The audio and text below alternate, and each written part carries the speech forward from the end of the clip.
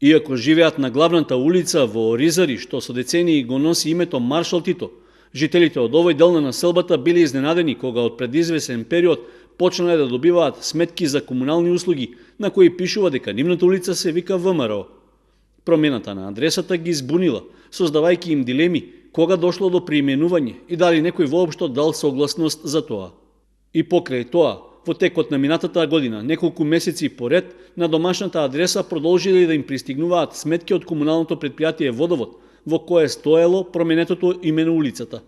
Нивната реакција беше пренесена и во Советот на општината, кој треба всушност да даде согласност за именувањата и евентуалните преименувања на улиците. Кај нив има забуна и забелешка ако е смената во Кочани дали истата промена на улицата и во Оризари, значи немаме таква промена, тоа е една корекција која што бараме да се изврши од комуналното претпријатие. Од општинската администрација потврдија дека Советот воопшто не расправал за преименување на некоја од улиците во Оризари, а постапката на комуналното претпријатие ја оправдаа како техничка грешка.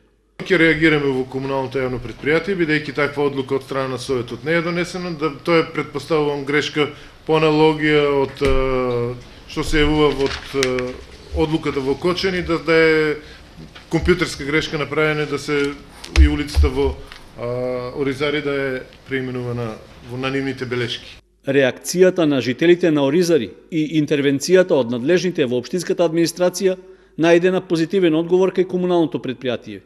На сметките од почетокот на оваа година повторно е вратено името Маршал Тито, што една од главните улици во Оризари го носи со децении.